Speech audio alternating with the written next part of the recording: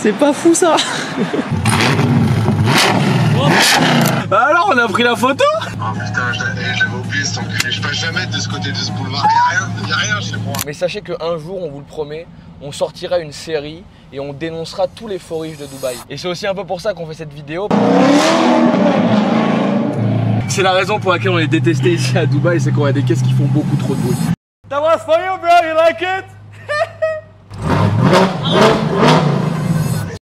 Chers amis, aujourd'hui on est à Dubaï et je vais vous présenter l'une des supercars que j'ai achetées avant l'âge de 22 ans. Allez, on y va. Coming up, I was confused. My mommy kissing a girl. Confusion occurs coming up in the cold world. Daddy ain't around, probably out committing felonies. My favorite rapper used to sing, check out my melody. I wanna live good, so shit, I sell dope for a 4-finger ring. One of them gold ropes. Nana told me if I pass, I get a sheepskin coat. If I can move a few packs, I get the hat. Now that'd be dope. Et du coup, Alex, Dis-moi tout, frérot. c'est quoi ta première voiture? Alors j'ai jamais acheté de voiture dans ma vie et il faut savoir que la voiture que je roule jusqu'à présent quand je suis en France du coup, parce que je rentre de temps en temps en France, c'est une Twingo qui doit dater de 2002, mon année de naissance, et c'est la première voiture que mon frère a eu quand il a été majeur et qu'il a eu son permis, tu vois. Donc c'est complètement fou parce qu'effectivement quand on est à Dubaï on a la chance de rouler nos voitures qui sont des voitures en vrai vraiment incroyables, mais quand je suis en France, je retourne très peu en France mais quelques mois par an, et ben j'ai tendance à conduire encore une Twingo de 2002 avec le gros buzzer au milieu. Les gens auront cette ref, parce que je pourrais changer de voiture, même il y a un moment j'aurais pu le faire, mais j'aime bien cette idée de déconnecter. T'es à Dubaï pendant 1 mois, 3 mois, 6 mois, tu roules dans des daily à 6 chiffres, etc. Et tu rentres chez toi, enfin tu rentres voir tes parents en France dans un petit village et t'as une petite Twingo effondrée avec un gros buzzer au milieu, le poste radio qui tombe quand t'accélères, frérot, mais c'est ça la vraie vie, tu vois. Je trouve que c'est trop important de se rendre compte à quel point on a de la chance, quoi. Et moi je vois plein de gars, frérot, genre on en connaît plein, des mecs qui sont ici, qui maintenant roulent que en supercar tout le temps. Et du coup, frérot, quand ils louent une Peugeot 208 toute neuve, ils ont l'impression que c'est une caisse de merde, tu vois. À la base de la base, une voiture, c'est fait pour se déplacer d'un point A à un point B, tu vois. Et je trouve ça dommage d'avoir supprimé le truc de base, pourquoi servait une voiture. Et les gars veulent que rouler dans des gros gamos et tout. Comment il faut savoir rouler dans tout, être à l'aise dans tout. Des fois, on est dans des voitures de merde. Cet été, il y a un mec qui est venu me chercher avec une Jeep qui datait de la Seconde Guerre mondiale, frérot. C'était un bonheur, tu vois. Il faut être capable de s'adapter un peu à tout et pas être uniquement bien dans un cockpit d'avion comme celui-ci, quoi. Voilà, c'est ça que j'avais à dire.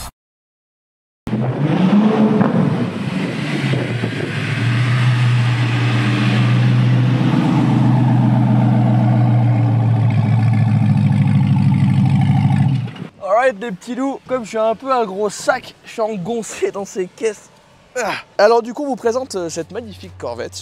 J'ai toujours rêvé de faire un peu automoto, frérot. Non.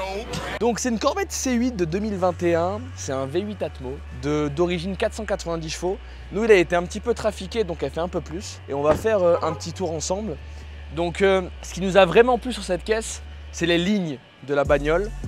Comme vous pouvez le voir, et là-dessus, Alex comme moi, on est vraiment unanime sur l'avis qu'on a. La ligne de cette caisse, elle est vraiment incroyable. Et pour moi, c'est une voiture qui est comparable à une putain de guêpe. Ça ressemble vraiment à une guêpe comme caisse. Je trouve qu'elle est profilée de malade. Les lignes devant, ça c'est la lame du bas de caisse qui touche sans arrêt les bumpers. Enfin, là, littéralement, il y a 10 cm. Il y a 10 cm les frérots. Ça touche à chaque fois. C'est pour ça qu'on est obligé de prendre les bumpers complètement en travers. Devant, c'est magnifique. La calandre ici, elle est trop belle. La petite insigne Corvette juste ici avec le logo. Les phares, je les trouve magnifiques. Ils sont vraiment extrêmement agressifs. Comme dirait un certain monsieur qui tient la caméra. Extrêmement agressif. Ici, le petit rappel noir. Moi, je trouve que cette couleur, elle est vraiment belle. Elle est rouge beaucoup. Pas mal de gens l'ont en jaune. C'est pour moi d'extérieur la meilleure config qu'il y a. Toute blanche avec les rappels noirs un petit peu de partout. Bicolore, je la trouve vraiment absolument incroyable. Un truc que je kiffe aussi au niveau de cette caisse, c'est les jantes. Les jantes sont magnifiques, un poil plus petites devant que derrière. Attendez les gars, c'est fou. J'essaie de faire un plan comme ça dans la fleur. On est là, vous voyez, on essaie de faire une vidéo un peu sérieuse et tout. Laisse-moi faire mon métier, sérieux. Et il me respecte pas, malheureusement il me respecte pas. Et là donc c'est le cul arrière. Bon, évidemment je suis pas connaisseur, je vais pas vous décrire tout ce que c'est. Mais tu sais quoi, Alex? Oui. Fais-moi la meilleure description de ce cul arrière, frérot. Ouais, Dans un premier temps, on voit que le diffuseur arrière, il est extrêmement équilibré parce qu'on a évidemment ces deux sorties de chaque côté. Et un truc que j'aime moi, c'est sur le diffuseur ce grillage là, frérot. Qui est C'est trop un autre terme pour grillage, frérot. C'est gros, c'est des alvéoles de ruche, frérot. Et après, bon, voyez, derrière, elle est exceptionnelle, genre le cul de la caisse, il est dingue. Le 3/4 face, elle vient faire un plan ici, un peu de 3/4, le 3/4 arrière là. Là, comme ça, la caisse, putain, qu'est-ce que t'es pas bon là-dedans, mec. Là, je trouve que d'ici, la caisse, elle est vraiment absolument sublime. Je vais juste vous ouvrir derrière le capot pour que vous puissiez voir un peu le bordel que c'est. Et venez admirer ce magnifique V8 Chevrolet. Il fait une chaleur là-dedans, c'est terrible. Excusez-moi un petit peu pour le bordel. T'inquiète, je le mets pas en plan. Pour le bordel qu'il y a ici. Écoutez, je vais faire juste un petit tour dedans. Je vais vous faire 2-3 axels et on va faire surtout un truc, c'est le soundcheck. Parce que cette caisse, le bruit qu'elle fait, c'est absolument dingue. Ton micro, il marche toi au-dessus, on top? C'est parfait. Cette partie-là, en dur, elle se dégage, tu vois. Donc c'est pas compliqué, en fait, tu viens ici. T'as une poignée ici, une poignée là, tu tires, tu pousses. Tu prends ton toit comme ça sur le dos, tu fais comme ça, tu le prends sur le dos, ton toit comme ça. Il faut s'imaginer bien sûr, hein, mais prends comme ça sur le dos. Et tu viens le foutre juste là, tu vois, bam, tu éteins. Et au moins, je trouve qu'il y a un truc qui est fou dans cette caisse, c'est qu'en fait, l'habitacle il est vraiment putain de bien conçu.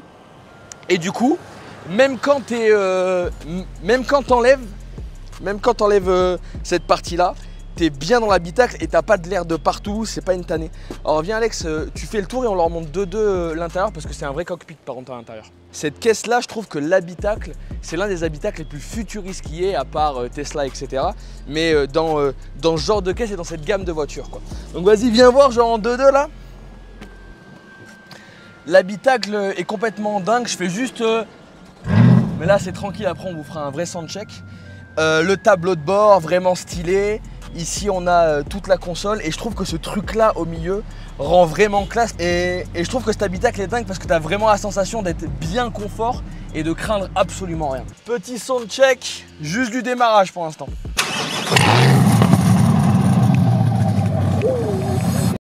Alexis, j'ai une question pour toi. Oui, dis-moi tout. Ça fait quoi d'être super riche à Dubaï? Frérot, ça, mais les gens pensent ça vraiment, on le sait. Mais sachez qu'un jour, on vous le promet, on sortira une série et on dénoncera tous les faux riches de Dubaï. Et c'est aussi un peu pour ça qu'on fait cette vidéo, parce que nous, pour être très honnête, je vais en parler, mais cette caisse-là, c'est un investissement. On a acheté plein de voitures. C'est pas la voiture qu'on a achetée qui coûte le plus cher, mais on voit sans arrêt, et vous en êtes témoins, vous tous et toutes là qui regardez des vidéos, des fois des publicités, qui suivez des influenceurs sur YouTube et Insta. Vous le savez, des fois, on a l'impression que les gens sont riches, sont plâtrés, et au final on se rend compte qu'ils sont dans des voitures de loc, qu'ils habitent non pas à Dubaï mais à Sharjah ou dans un autre émirat encore plus moisi des Émirats Arabes Unis. Et on peut un peu redescendre nos petits nuages quoi. Alors bon, je vais expliquer un petit peu l'histoire. Donc en fait, l'idée c'est quoi? C'est que Alex qui est en train de tenir la caméra, qui est mon frérot, mon associé, tout ça,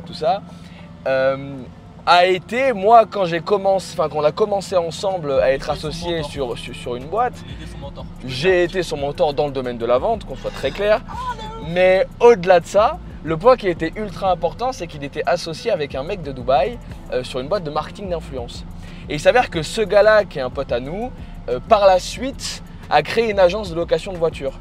Donc le business model il est très simple, il achète des supercars et comme il a un très gros réseau en France, en Europe, aux États-Unis, dès qu'il a un client qui vient à Dubaï, il y loue ses caisses. Il y a eu un moment de l'année où en gros nous, on avait pas mal de trésors d'avance, on avait de l'argent et tout, et lui il était un petit peu short et il nous a proposé de faire un investissement. Autrement dit, le deal était très simple. Nous on achetait des voitures et lui il s'occupait de les gérer. Et c'est comme ça en réalité qu'on a commencé à acquérir nos premières voitures. La toute première caisse qu'on a eue, c'était une Mustang qu'on a revendue aujourd'hui, une Mustang Shelby. Et la réalité c'est qu'aujourd'hui on a eu en tout une petite dizaine de voitures. D'ailleurs, si ce genre de vidéo voiture vous plaise, likez, commentez, dites-moi et je pourrai en faire d'autres sur d'autres de mes voitures à Dubaï. Celle-ci n'est pas la plus chère mais je voulais commencer avec une vraie voiture qui m'a touché. Et en fait nous on s'est demandé, c'est quoi le meilleur compromis? Comment est-ce qu'on fait pour avoir une voiture qui est à la fois vraiment stylée et qui donne aux gens la sensation d'être dans une vraie voiture de luxe, mais pour autant une voiture qui, d'un point de vue rapport qualité-prix, est cohérente, tu vois. Et cette caisse-là, on l'a achetée à peine 100 000 €, un peu moins de 6 chiffres. Et d'extérieur, cette caisse, elle a une shape incroyable. Alors bon, on l'appelle la guêpe. On l'appelle clairement la guêpe. Alors déjà, bon, c'est un V8 Atmo. D'origine, ça fait un peu moins de 500 chevaux. Ça a été un poilounet trafiqué a priori, donc ça fait un peu plus de 500 chevaux. C'est propulsion, donc il y a plus de 500 bourrins sur les 2 pneus arrière. Autrement dit, c'est un engin de mort, clairement. Et d'ailleurs, pour la petite histoire, on est en train d'essayer de la revendre pour plusieurs raisons. Raison numéro 1, c'est une caisse qui est vraiment dangereuse à conduire. Pour les gens qui ont déjà vu des vidéos, qui ont déjà conduit des SV ou des SVJ, c'est pareil. C'est très dur, c'est très mécanique. Quand tu passes un rapport manuellement, tu te cognes la tête derrière. C'est un paquebot. Monte le moteur aussi, gros, de l'intérieur, les gars. Profitez du V8, sérieux. Le deuxième truc, c'est compliqué, c'est que l'arc de braquage, il est terrible. C'est extrêmement long comme voiture, donc tu vois rien. Chaque fois qu'on rentre dans les parkings, c'est une galère. L'autre truc, c'est qu'honnêtement, c'est de très loin la voiture la plus basse que j'ai jamais eue. Et ici, à Dubaï, les bumpers, les dodanes, ils sont des fois un peu relous. Quand on a une boîte de loc, les gens le savent, les gens qui viennent pour louer une voiture, c'est pour la prendre et l'arracher. Ils veulent la rouler, ils veulent faire des bornes, ils veulent accélérer à fond. Bref, quand tu achètes une voiture pour la mettre en loc, tu es au courant que cette voiture, elle va en prendre plein sa gueule. Et il faut être conscient de ça. Et on s'est clairement dit qu'au vu de la dangerosité de la caisse, plus de 500 bourrins au cul, quand tu accélères puis au plancher, la voiture elle chasse au feu rouge, arc de braquage rabaissé au maximum. On s'est dit qu'en réalité, on a eu beaucoup de chance parce que c'est l'une de nos seules voitures qui a jamais été accidentée en réalité, alors que honnêtement c'est un engin de mort. Alors bon, on commençait à se faire embrouiller un peu par les voisins là-bas au vu du bruit qu'on faisait. Et juste je vous reprends parce que j'ai oublié de vous montrer un truc, c'est le mode Z ici. En fait c'est le mode race, enfin c'est le mode race de la caisse. Et il y a un bouton sur le volant. Et attendez, je vais vous montrer. Sur l'anneau, il y a un bouton qui est celui-ci, le Z là. Vas-y, rapproche un peu. Et pam, tu vois, là ça s'allume en rouge. Et là frère, il y a tout qui change. Il n'y a plus rien dans le volant. Le volant c'est un karting, c'est dur à bouger. Il y a 100% en engine et il y a les clapiers ouverts. Donc là ça fait un boucan pas possible.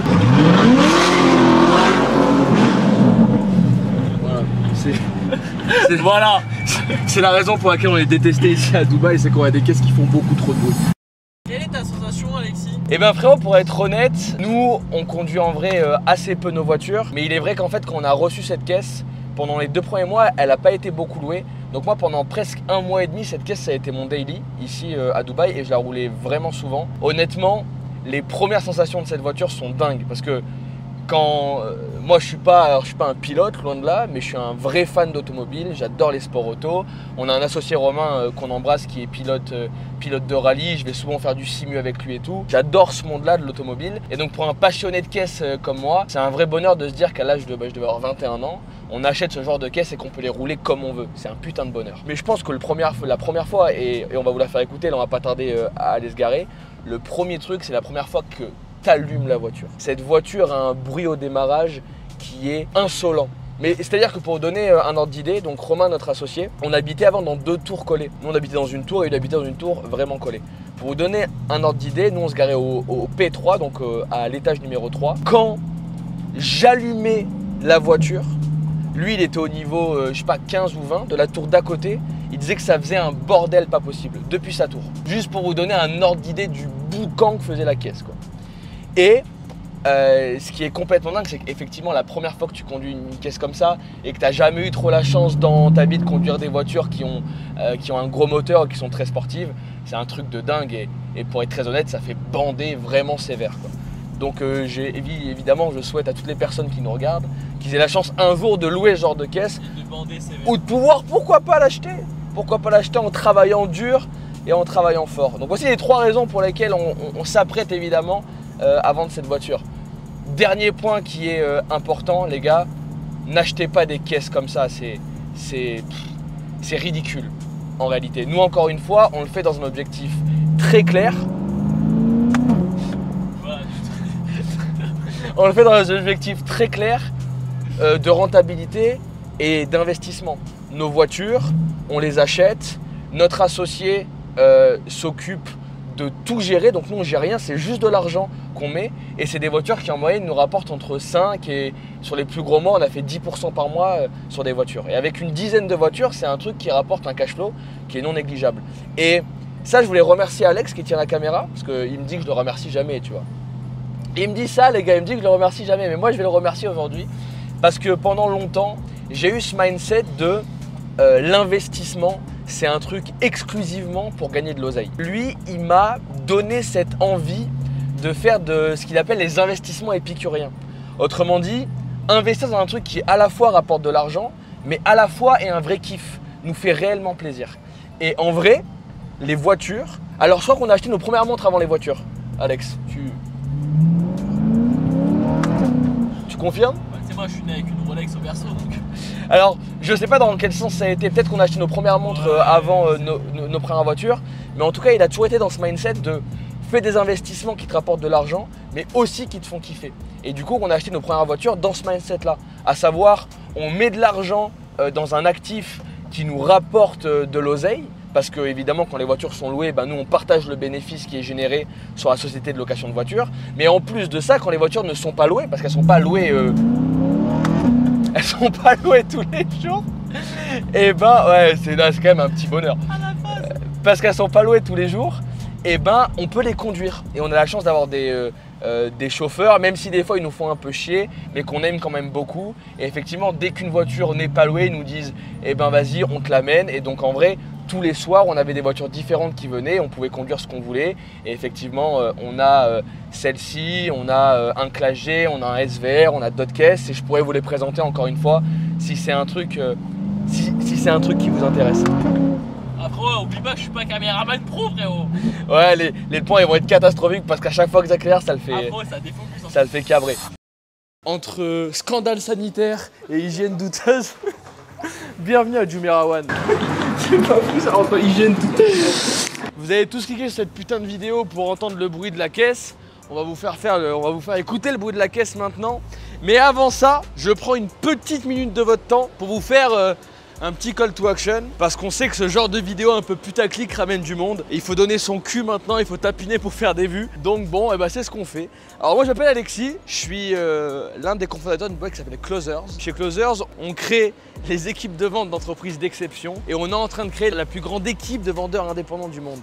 Et c'est vraiment ce qui nous fait nous lever tous les matins et ce qui nous passionne. Donc si tu es une personne qui souhaite devenir un vendeur indépendant et rejoindre nos équipes, clique sur le lien de recrutement juste en dessous et suis notre process de recrutement. Et si tu es une entreprise qui souhaite avoir des résultats exceptionnels et exploser sur la partie commerciale, développer son département commercial, contacte-nous et on voit dans quelle mesure est-ce qu'on peut t'accompagner. Je fais le petit soundcheck, Alex va se mettre juste derrière au niveau des sorties d'échappement et il va en prendre plein la gueule et vous allez voir le bordel que c'est cette caisse. On va se faire détester du quartier un peu les gars, c'est parti là.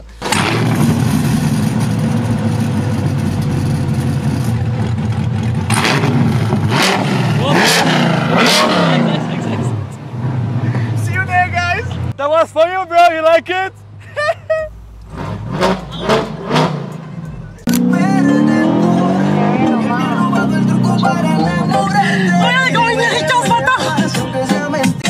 Voilà, on a le frérot qui est juste devant, qui vient de cartonner.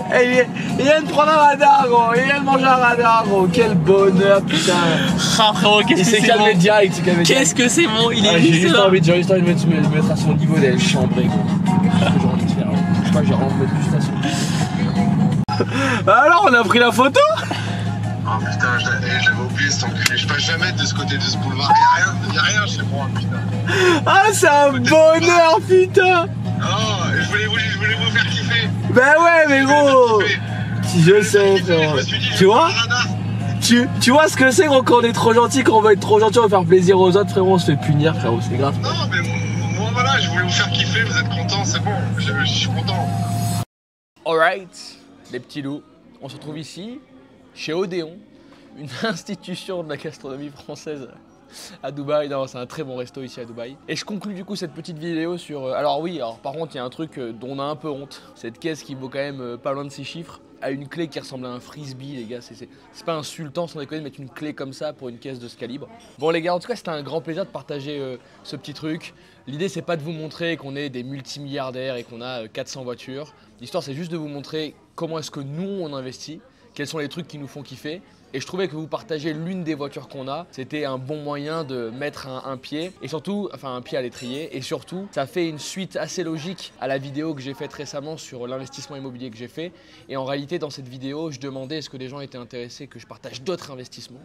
Et il y a plein de gens qui m'ont dit ouais, vas-y, montre-nous, montre voiture et tout. C'est la raison pour laquelle aussi je commence tranquillement cette série de voitures où je vous ai filmé aujourd'hui la première qui est non pas la plus chère, mais l'une qui me tient le plus à cœur.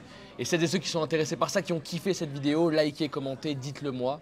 Et pourquoi pas continuer cette petite série et vous montrer d'autres voitures qu'on a achetées sur les dernières années ici à Dubaï. Je finirai en disant que c'est notre investissement. On l'a fait parce qu'il est rentable pour nous et intéressant.